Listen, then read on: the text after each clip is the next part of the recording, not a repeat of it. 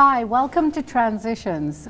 I'm your host, Antoinette Zloty. This evening, I would like to dedicate this show to the memory of our darling Atticus, who is no longer with us. He is a pet who will always be in our heart. My daughter and her partner said goodbye together with others of us in the family.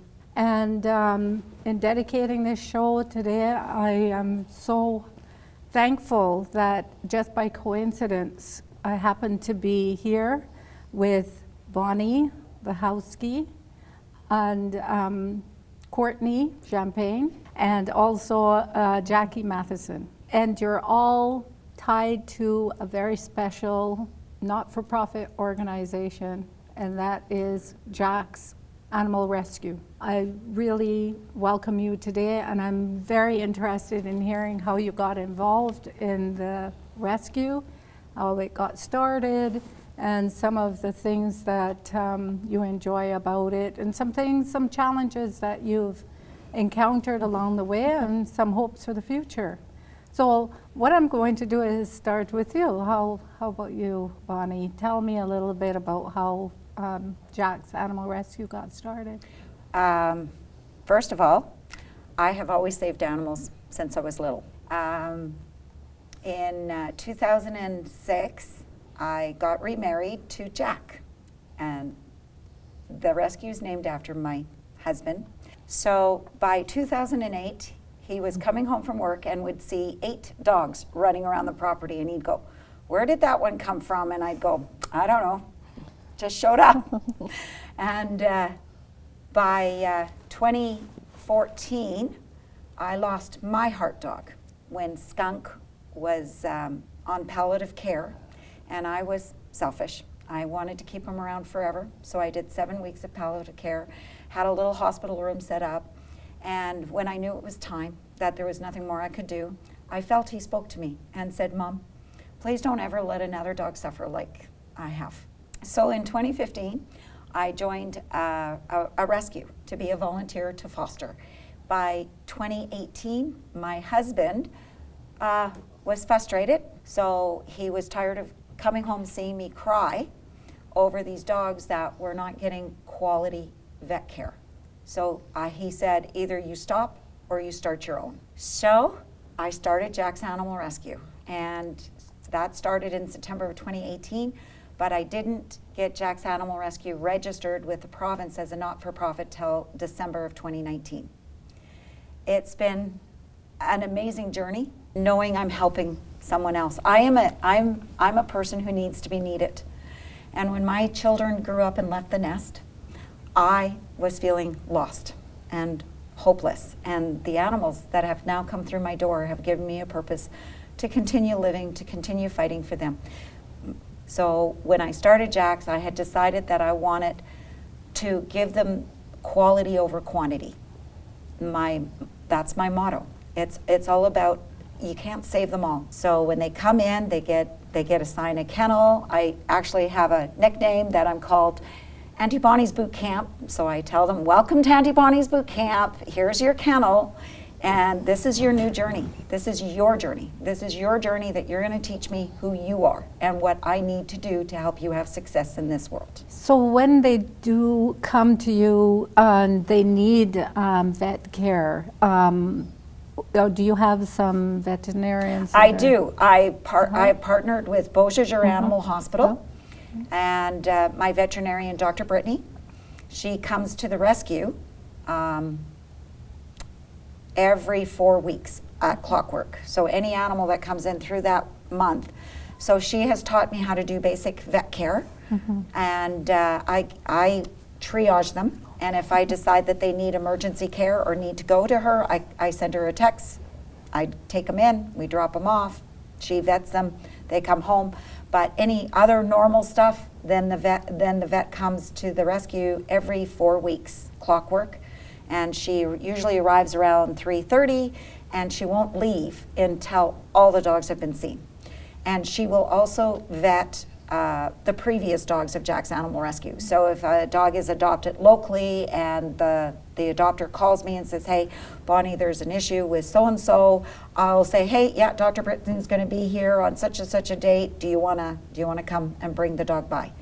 And she's very happy to see the previous dogs as well as the new dogs. That's wonderful. That's really great. And you have some people you work with I as well? do. Sitting next to me is Jackie Matheson, and Jackie actually owns, it's kind of ironic, she owns a business called Jack's Fly-In Delivery Service. So what Jackie does is she shops for the northern communities. So they'll contact her and say, hey, can you go shop at Costco and get me this or get me that? And as she's built her relationship, they started asking her to help save their animals. And so 3 years ago, Jackie approached me and asked me if I would Please take Please. in, please take in please some take dogs. in some animals. And so through that time, we have built a wonderful relationship. We've definitely have had our tears and our heartbreaks, but we do what we can. And then next to me is Courtney, and Courtney Champagne came on board. She actually came to the rescue to buy eggs, because I also rescue chickens, and I have chickens, and so I sell eggs as a part of the rescue. Yes. She's seen the advertisement, she came down, got the eggs, and she's looking around, she goes, hey, could you use volunteers? And I went, yes! And now in a year, she has adopted a dog, and she's fostering 2 more. And then That's she brings her 2 children out every Thursday evening to volunteer. So I'm interested in knowing too about how there must have been some sort of steps up to how you got to know about Bonnie. I along actually the way? also had a family dog for 13 and a half years. I lost, and I started going onto Facebook. Well, maybe our family needs another one, looking at different rescues. And that's when I seen Jack's Animal Rescue, and I thought, oh, that's close to home. And decided, well, they have fresh eggs. Let's go there and see. We went and got some fresh farm eggs, and I said, do you guys need volunteers here? Yeah. I'm a homeschool mom, and so we came to Bonnie's, and she's accepted us since. So it's really wonderful that things have worked out as well as it has, for you and for the dogs. So in all, how many dogs would you say you've looked after I don't even the know. length of time? Since I took in my first official foster dog in 2015, to now I have had almost 2,000 dogs come through my door. If I need food, I'm running out of food, I'll stick it on Facebook, and it's quite amazing seeing the people that will start coming by the rescue and dropping the food off.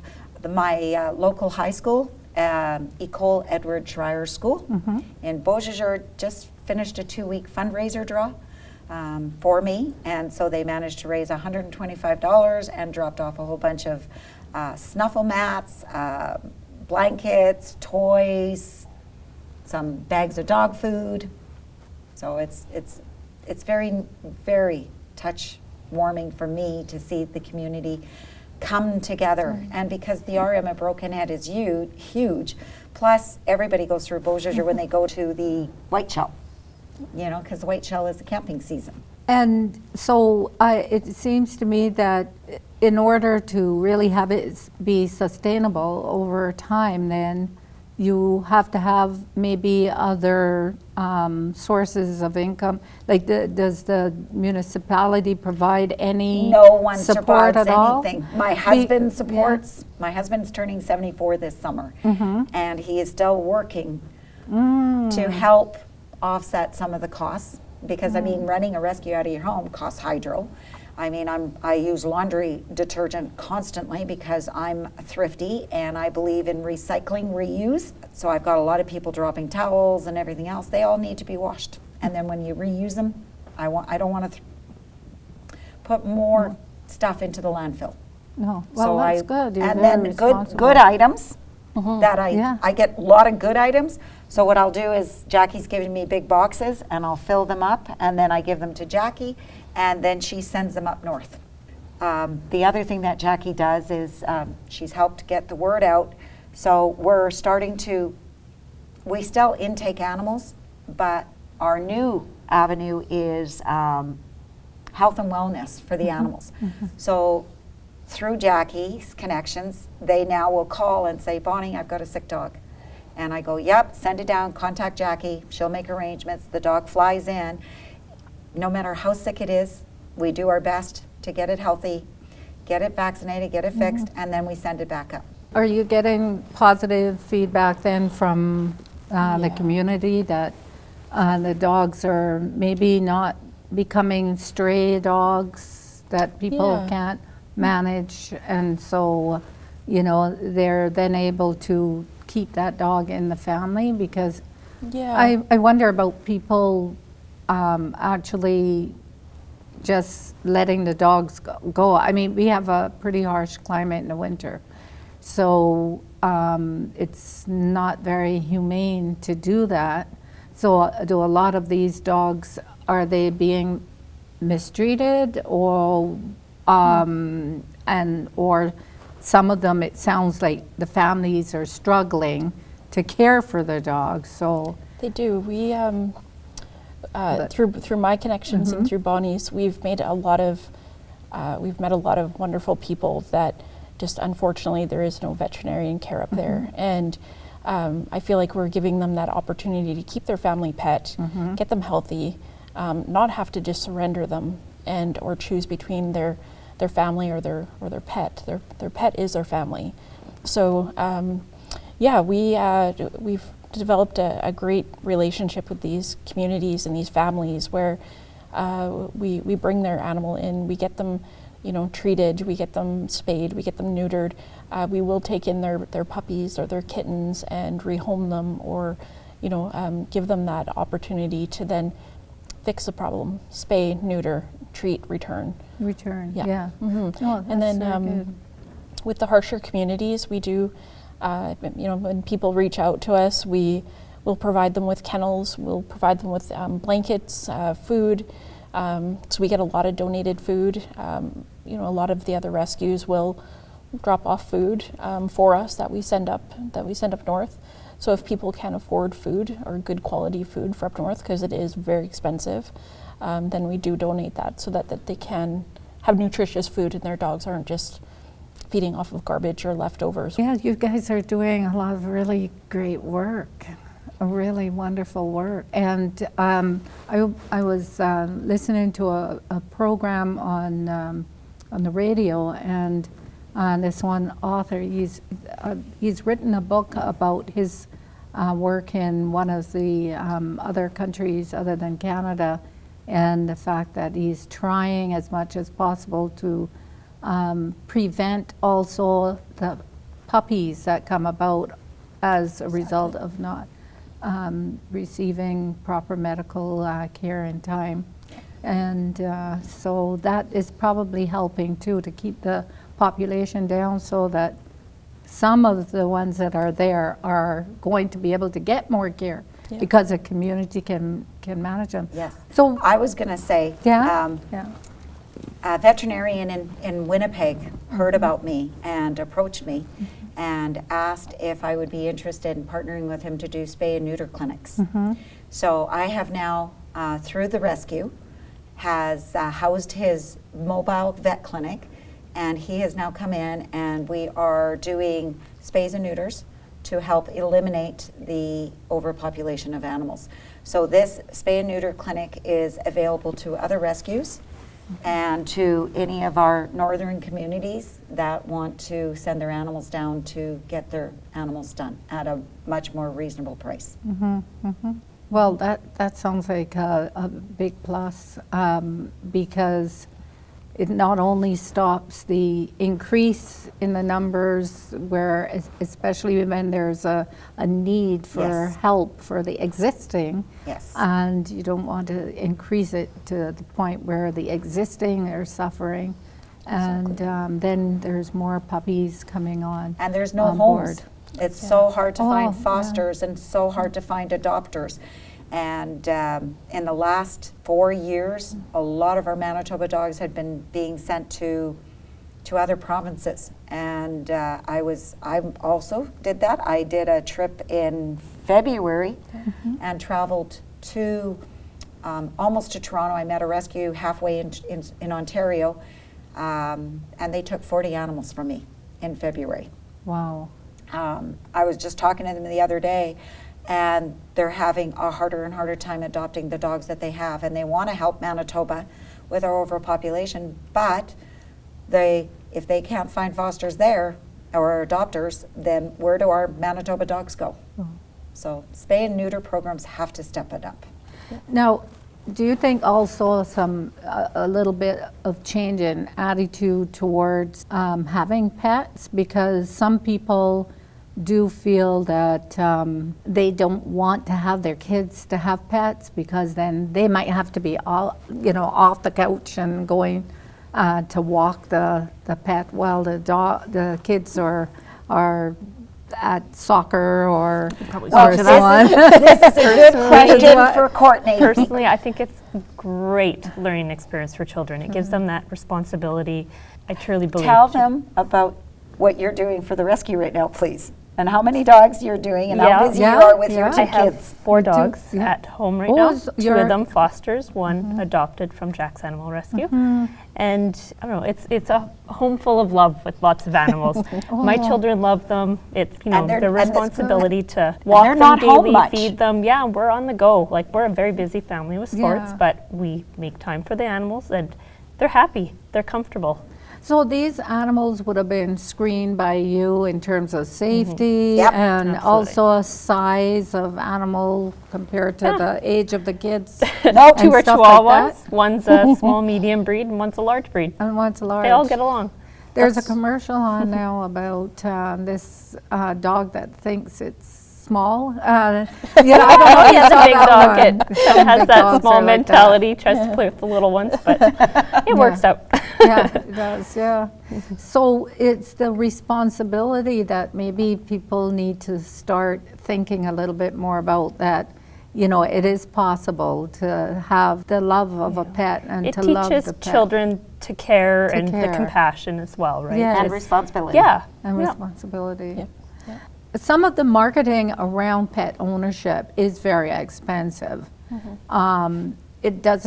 Is there something out there that could help with helping people to understand what the average cost is, what kind of foods could be budgeted? Education. Education. It's Yeah. education. And Jack's Animal Rescue, because it's run out of my home, I am open for tours any single time. They just have to message. My email address is jacksanimalrescue@gmail.com. Small letters, all one word. They can say, hey, I would love to come and see your facility, and they get a tour, and while they're there, I explain to them the process of how I do this and the importance of responsibility. And just talking about it, Courtney and I, as we're traveling here, I got a phone call from one of my adopters. And she says, we love Zora so much, but I made some mistakes, and our financial situation is a little tight right now. And I know we paid the adoption fee, and I said, you love Zora? Yes, we love Zora. And I said, the kids love her? Yes. And I said, if you need food, I can help you with food. Yeah. She says, yeah, but what about vetting? I said, right now, Zora is completely vetted. There is no added cost to her right now. Everything that you've got is what you need for her success. So if there's an emergency, just call me. Just call me, and Zora can still be seen by my vet. And she was like, really, you're going to do that? I said, I'm not going to take a dog that your children have learned to love out because you think you can't afford it.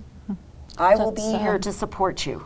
That's another thing that we do for the northern communities as well, with some individuals that, they want their pet looked after, but they're worried about the financial cost because it is expensive to fly a dog in and fly it back up. Yeah. And then housing, where's my dog going to stay? Where do I send him?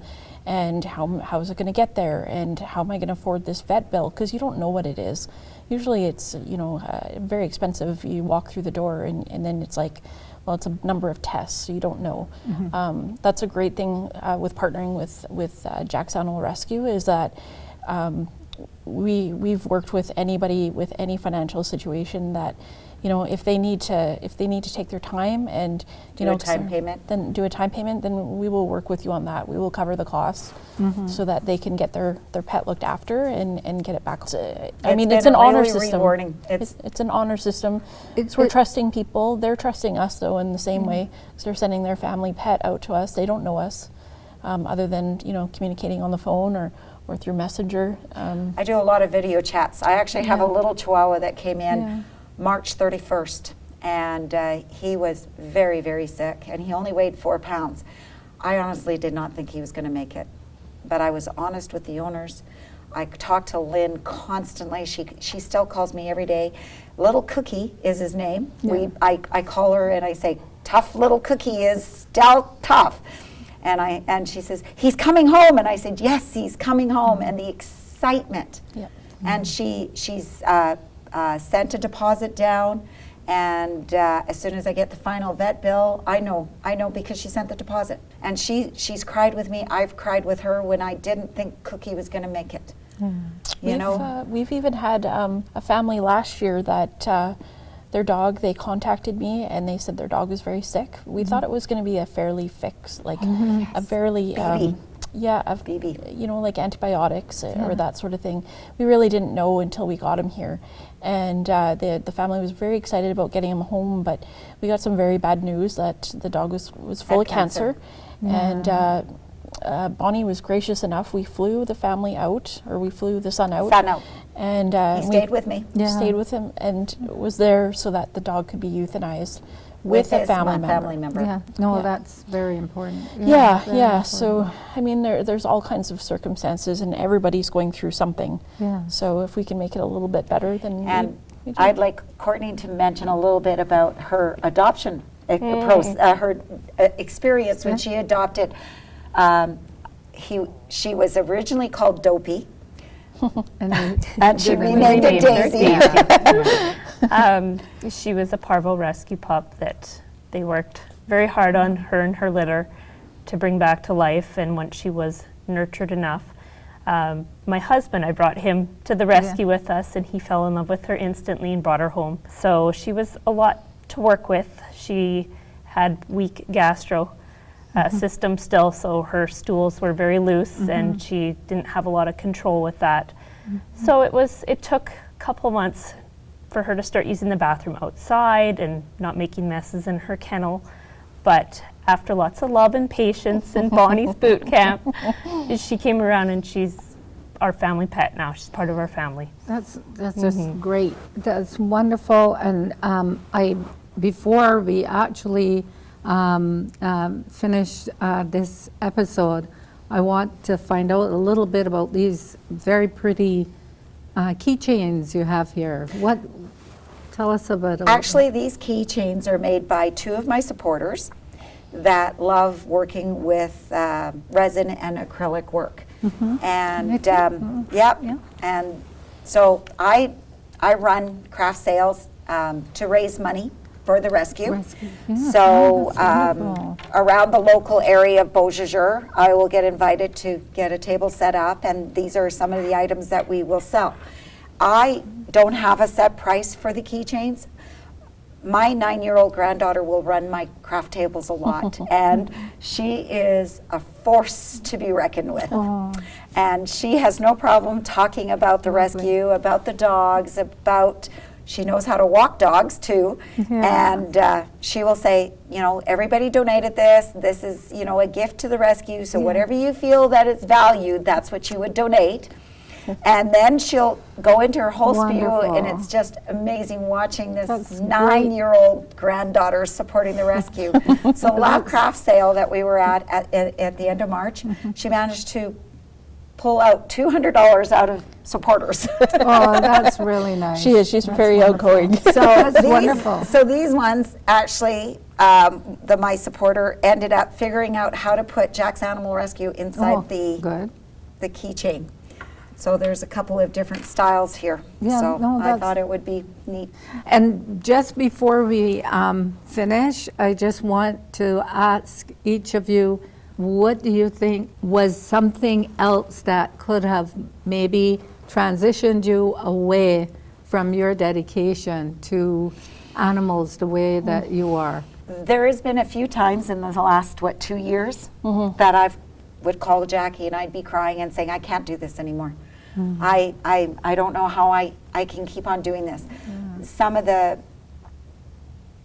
shape that the animals come in, some of the calls that I get called on are extremely heartbreaking. When you get a dog that comes in that gets hit by a car and you have to make that decision of saying goodbye and not ever being able to love it To the do- way it needs to be loved and yeah. everything else. It's very heartbreaking.